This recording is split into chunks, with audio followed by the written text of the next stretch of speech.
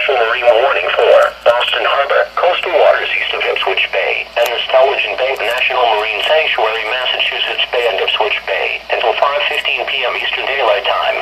At 3:43 p.m. Eastern Daylight Time, Doppler radar indicated line of strong thunderstorms, capable of producing winds to 40 knots.